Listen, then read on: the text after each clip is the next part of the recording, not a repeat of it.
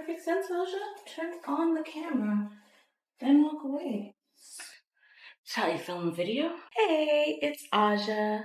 Welcome back to my channel, where we like to learn and grow and pivot at any age. Those are the things that we do on this channel. That's why it's called Journey with Ajah, because life is a journey. My name is Ajah. Welcome. Basically, I have been experiencing burnout, and it's actually it's so funny. It's not the usual culprits. It's not you guys. I'm not burnt out from making YouTube videos, because what videos? Where are the videos? I haven't been making them. That's not what has me burnt out. It's not the other usual culprit, depression or seasonal depression. It's not either of them. They have actually been laying low lately. I've not been going through too much lately because I have not been in the house. Usually, well, I don't know which is cause and which is effect, but usually when I'm depressed, it goes like this. I find that I don't want to do any of the things that I enjoy or the things that I don't enjoy, but I don't want to do anything. I don't clean as well as I could or should, and my hygiene gets a little questionable. That's what usually happens when I'm depressed. But however, that's not been the case right now. Like, my hygiene is normal. it's up to par. My house is a hot ass mess, but it's not a hot mess because I've been laying in bed not cleaning. It's a hot ass mess because I haven't been home, and every time I'm home, I've only been home long enough to rest and recover and then go back out. So, in other words, the reason y'all haven't heard from me in quite some time is because I have been working a lot. I'm working a lot to make up for the cost of the move and the cost of my previous spells of depression. And what I mean by that is I mentioned that depression causes me to lack in the hygiene area. How did that cost me money? Well, I have some cavities and I need to pay for fillings and root canals. I never thought I would have to say that sentence. Fillings and root canals. But that's the current state of my mouth. That's where we're at. And after having braces for 5 years, you would think that I would take care of my teeth. But unfortunately, this has nothing to do with logic and everything to do with my mental state. So anyways, I haven't been depressed for a while. I've been doing really well, like mentally. I've been, brushing my teeth and washing my hair and washing my face and cleaning and doing all the normal things as I should. It's just a little too late when it comes to my teeth. And for those of you who haven't been to the dentist in a while, go. Go to the dentist. Because the fact of the matter is, it's not just aesthetic. It's not just about your teeth looking pretty. My teeth look fine. My teeth look fine. They're just not. And also, the health of your gums is directly related to the health of your heart.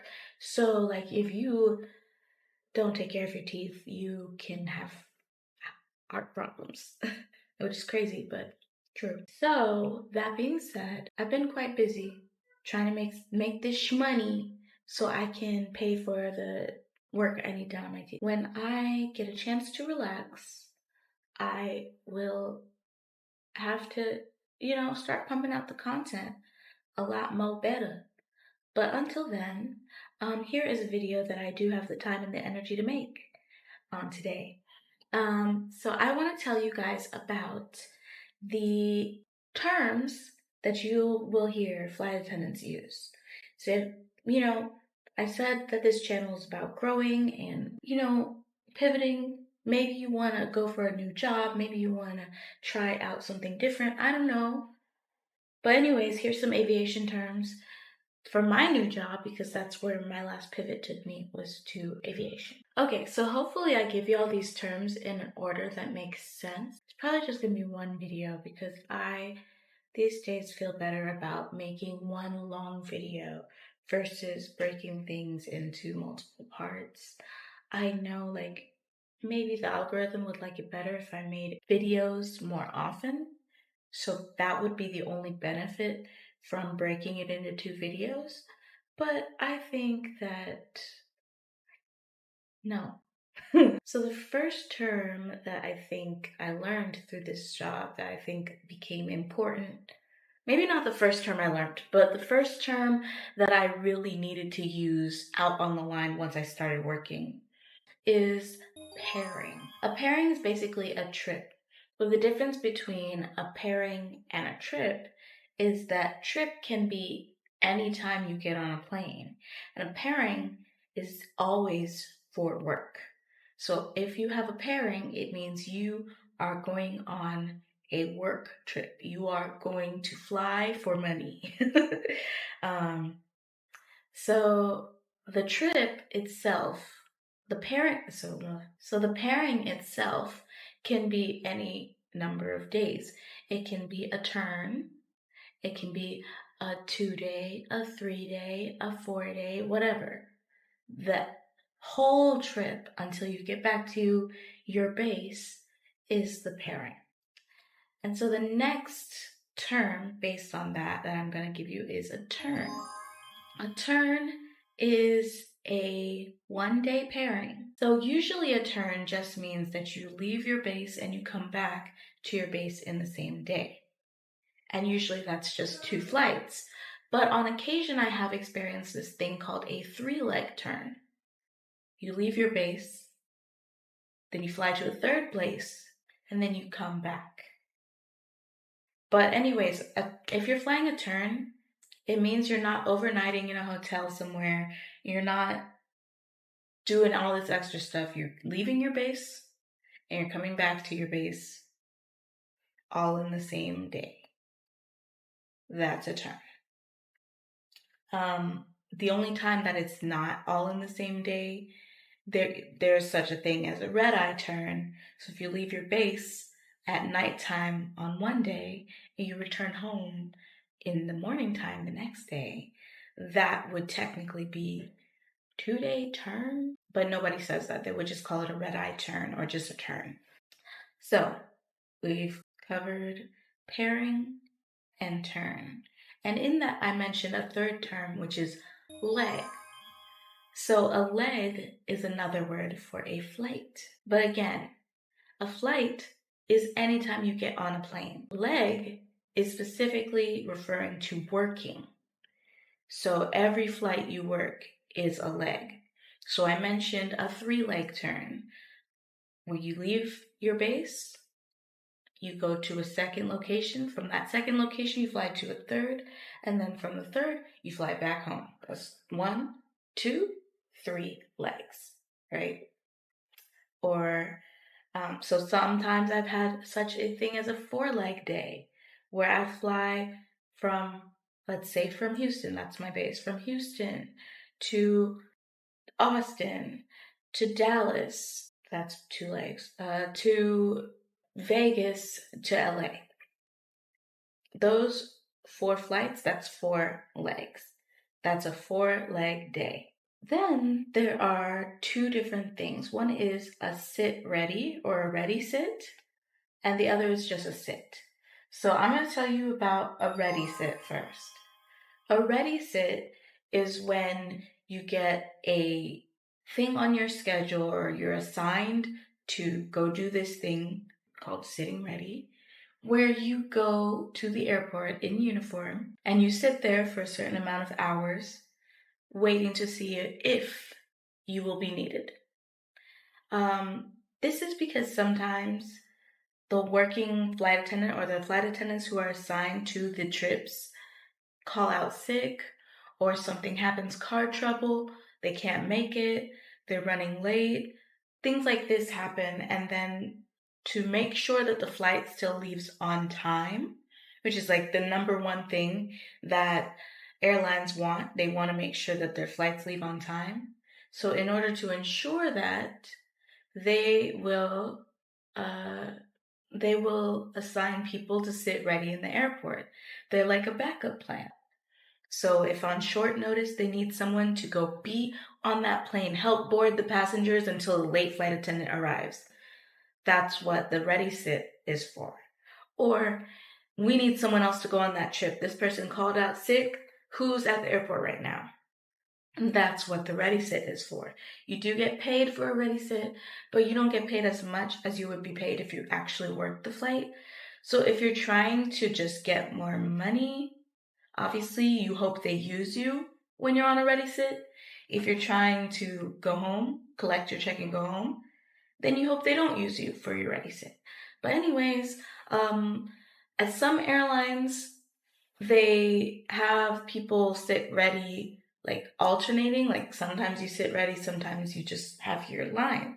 And at other airlines, newbies sit ready and seniors don't have to sit ready. So couldn't say for sure what you would get.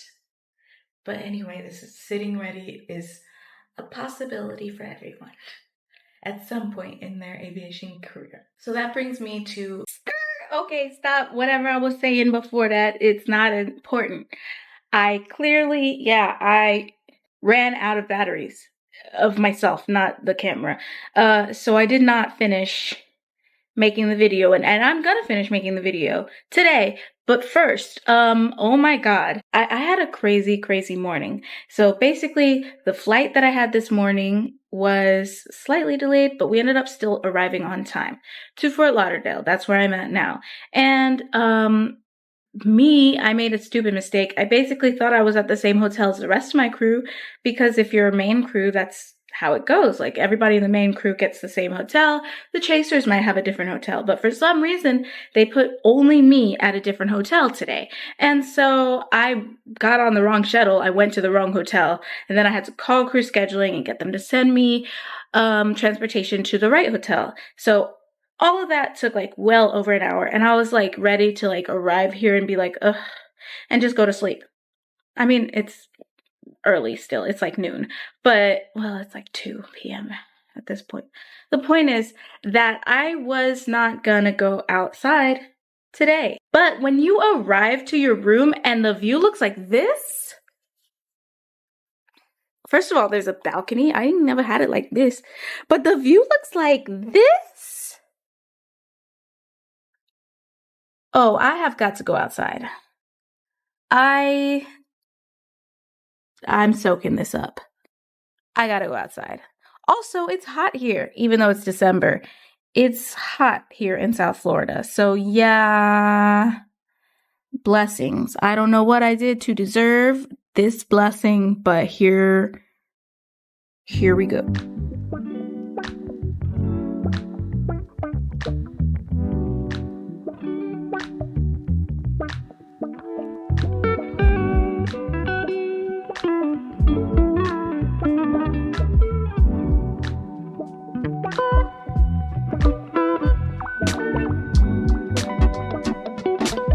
This is, I don't know if you can read that from here, but this is E. Clay Shaw Jr. Bridge.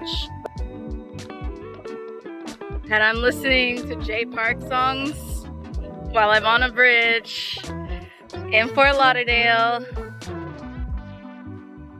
having a good time. And it's weird because like normally I'm one of those people like, oh, I'm by myself, why would I go outside? But you know what? I'm glad I went outside. And I need this vitamin D in my life. Like, hello? Depression who? Depression where? I don't know her. I don't know her. So I've made an error in judgment. I definitely thought that I could just walk to the beach from where I was at. I was trying to get to the beach, but I just keep getting to these like harbor areas where there's like boats parked or like other hotels. So maybe I can't walk to the beach from here. I don't really know. I feel like I want to keep trying, but at the same time I've already been walking for 30 minutes, so it's like, how far away from my hotel do I want to get before I just go back? But I have energy still, and I might have been sipping a little some in my cup, you know what I mean? So I feel good. So I feel like I can keep walking. I don't know if y'all heard that honk, but a car just drove by, a really nice car just drove by, and the driver honked and gave me a thumbs up. Not sure if, like, I've been getting a lot of honks walking here, and the thing is, like, this is Fort Lauderdale. It's basically Miami. Like, it's not Miami, but it's basically Miami, okay? Hot girls are here, and I'm regular to me. And I don't have real makeup on today. I just have eyebrows and lip gloss, so I'm like, am I giving hot girl right now? Am I? I don't really know, but I'm gonna keep looking because I see people biking, so that makes me feel like, are they not going to or from the beach? Like, there's probably a beach nearby. I can probably still, I feel like I can walk to the beach from here. I just feel like I can. Because if there's all these boats, they're going out to the ocean, are they not? That makes sense to me. I don't know. Maybe I'm tripping, but anyways, I'm gonna keep walking. I'm gonna keep trying to see if I can find the beach. For at least another, like, I'll give it another 30 minutes. If I can't find the beach by then, I'll just walk back to my hotel. Persistence is always the answer. What that sign say? What that sign say?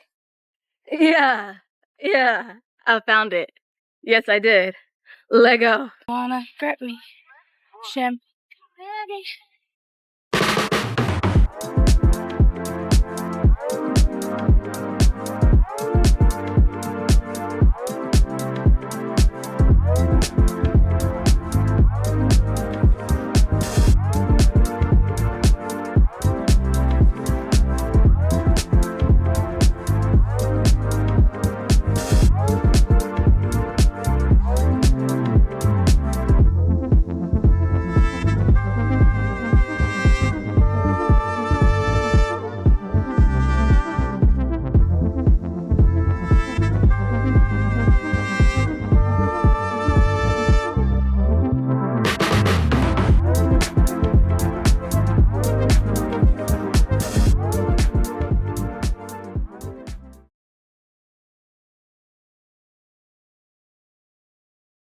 Trying to wait for a second.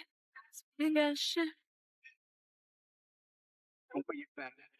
This is private property. Oh, no way. Thank you. Is the bench also? Am I allowed to be on that bench? Are you sure? Okay. Not me hanging out on private property like I own the place. Where's the signs at though? There's no sign. There should be. What is it? Some lines. He was really nice about telling me to leave. It's really nice about it. Giant ship that was just like cruising past. Like, there's a beach right there. Like, there's super shallow water right next to it. Ship. Okay. Wait, let me turn on the heat real quick, and then we're going back to our originally scheduled programming. Today's video is all over the place, and I will not be editing out too much of it because I just feel like authenticity, you know what I mean? I feel like it's all authenticity. And there's an audience for that, and I hope it's my audience. Ooh, I need a fork. I'm eating some sweet potato fries that I got at the restaurant downstairs. The rest of the menu looked whack because it was like just some like upcharged, overpriced, like Mediterranean type food. Which I like Mediterranean food, but I don't like when it costs an arm and a leg. So I just got these sweet potato fries, which I don't even think that qualifies as Mediterranean food. So like, what is it doing on the menu? I don't know, but I love sweet potato fries. If sweet potato fries are on the menu, I will always order them. I don't care that this is $8 for some fries. Sweet potato fries. I'm ordering them. You know what I'm saying? Anyways, let me get a fork. Okay, so as promised, we gotta go back to our original scheduled programming. Yeah, I was telling y'all about some aviation related terms. And I think I left off on sitting ready. So the next thing I want to tell you all about after sitting ready is called a sit. Just a sit.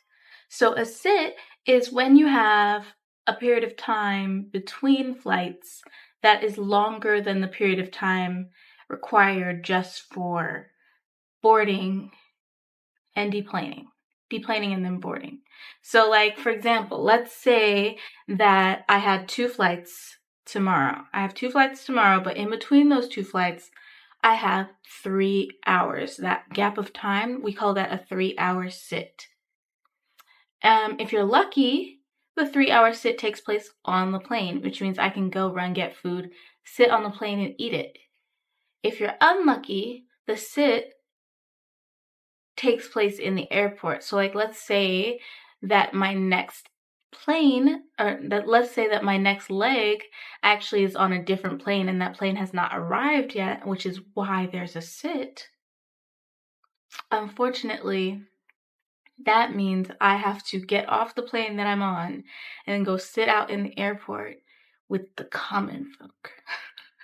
No, I don't have anything against passengers and being amongst them, but it's just more comfortable if you're going to have to wait in between flights. You want to do so not with everyone's eyes on you, not with all of the guests possibly asking you questions about the next flight, asking you questions about your airline, questions about flights that have nothing to do with yours.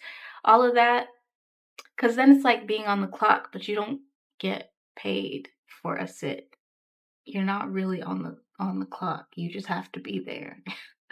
So like, it's more fun when the sit takes place on the aircraft. You know what I'm saying? It's more calm, more chill. So another space of time between flights can be called a layover. So a sit is literally between legs on the same day, but a layover is when you're actually going to the hotel. Like, you're getting off the plane, you're going to check into a hotel, you get to relax or go turn up. Like, you know, you get to either relax, unwind, get some good rest, or you can not rest. You know what I mean? You can do whatever you want with your time, as long as you stop drinking alcohol within 8 hours of your next shift. So yeah, that would be the difference between a sit and a layover. A sit is just between legs in the same day. A layover is between legs on different days, or sometimes it is still the same day, but as it's like giving you your minimum rest in between. I need to take a bite.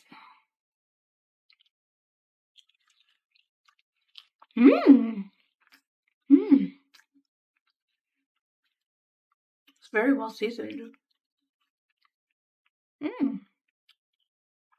tastes like lemon pepper and stuff, which is weird because nothing on here looks anything like lemon pepper.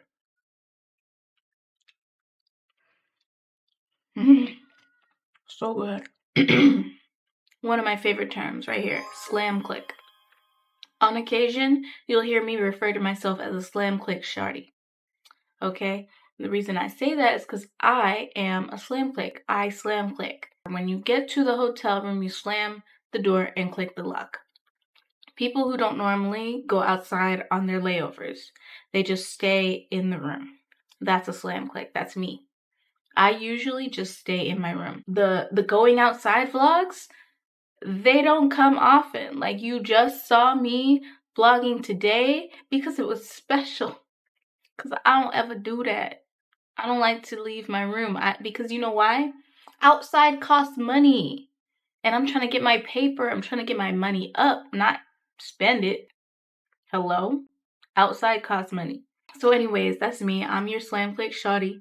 And that's another term. Deadhead. So deadhead sounds like a negative thing, but it's actually a great thing. A deadhead is a leg, or sometimes multiple legs, that you have to work, but you do not have to work.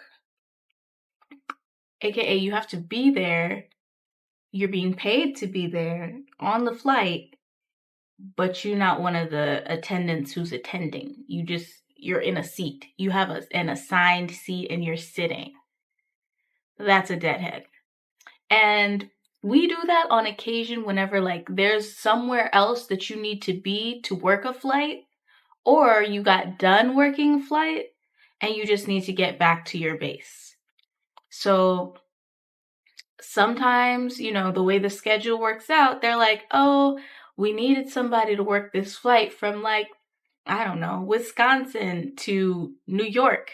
And now that's done. We're going to deadhead you back to Houston because we don't need anyone else to work that flight from New York to Houston. But you do have to return to your base. So we're going to pay you to do so. It wouldn't make sense for them not to pay us to do so, because at the end of the day, you put me in New York. How am I supposed to get home, right? You got to pay for me to get back home. So they do pay us for a deadhead. And I love picking up trips that have deadheads on them because please pay me more to sit in a seat. Please do that. I would love that. Crashpad. Okay, this is a big one for flight attendants, pilots, everyone alike. A crashpad is like a hostel for people who work in aviation. So there are different types of crash pads, but basically it's like rooms with bunk beds in them.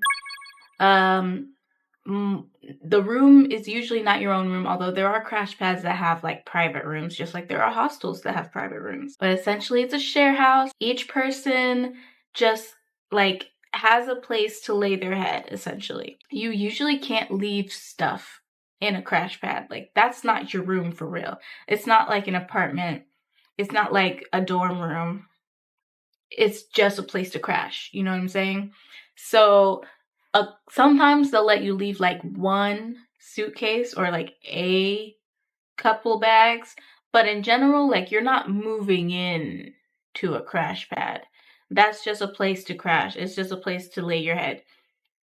The point of a crash pad, why people would use that, sometimes your base is not where you live. So like, let's say, for example, that I'm based in Houston, but I'm still on a lease in Dallas. Then sometimes when I get done with a trip at like 4 a.m, there's no flights for me to get back home to Dallas after I finish, right? The company is only going to send me back to my base, Houston. They're not going to send me to Dallas. So how do I get home? Maybe I can't get home for like a day or a couple hours. In that case, the place that I can go is my crash pad. I can go and rest my head or just have a place to sit down for a few hours until the flight that I can actually get home. So generally speaking, people don't live in crash pads, but I have known a few people who do that. They'll either put all of their real big belongings in storage and go like just live out of a suitcase in the crash pad, or they keep their stuff in their car and then like live in the crash pad. Yeah, there are ways to do it. I have never done it because I just accumulate too much stuff, so I can't do that. But it's an option. It's an option and it's a necessary option because a lot of people, there's flight attendants who are married with kids. They're not gonna move their whole life to the base where their job is at. They just need a place to lay their head every once in a while. Crashpad. Flightdeck. This one's super easy, but the flight deck is just another word for the cockpit. The area of the plane where just the pilots are. That's the flight deck. The only reason why we use different, actually, I can't tell you why we use different words. I literally don't know why. And some people don't. Some people just say the cockpit. I've heard plenty of pilots just say the cockpit. But anyway, the term that's more widely used nowadays is flight deck. It's kind of like I hear lots of people call flight attendants as stewardess. A stewardess. You're a stewardess. I mean, that's not the job title that I have, but it doesn't hurt my feelings. It's just another term for exactly what I am. Same thing with cockpit versus flight deck. It's the same thing, just different terms. I want to go over reserve versus line holders because I feel like these two terms are really important, but I need more research on different airlines that are not my own airline because I know lots of different airlines do it differently, and what it means to be a reserve can be something different depending on what airline you're at.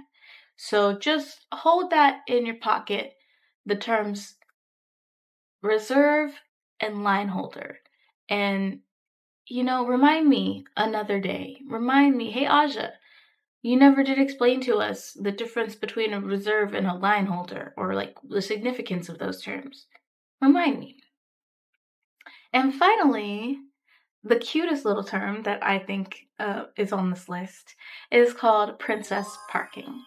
So if you hear any aviation person saying that they have princess parking, what they mean is they are parked somewhere really close to the terminal. In general, our companies tend to provide us with parking, or you sign up for parking or whatever, and it'll be like a parking place that's quite far from the actual terminal. And then there's a shuttle that drives you from that parking lot to the actual terminal where you take off for your pairing. But that's like, sometimes you need to be there faster. Sometimes you realize at the last minute, like, hey, if I actually go park in this assigned area and I wait for the shuttle to come and pick me up and drive me over to the terminal, I'm gonna be late. So in order to circumvent that, sometimes we park in the normal, regular parking lots. We pay. I've never done it because I just try to be early because I don't like to spend money, like we've discussed already. But, every once in a while people do that, or they find sneaky little ways to park closer to the terminal. And that is what we call princess parking. Like, oh, I'm going to be home probably in like 40 minutes because I have to, wait for the shuttle and go to my parking lot and then drive home 20 minutes. So I'll be home in 40 minutes. Oh, really? Well, I'm going to be home in 20 minutes because I have princess parking.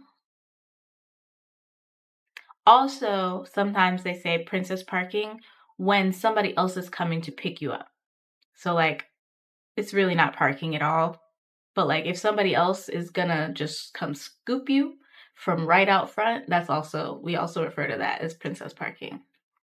But yeah, so those are some aviation terms that I think that people who are not already working in aviation might not know, might find interesting to know.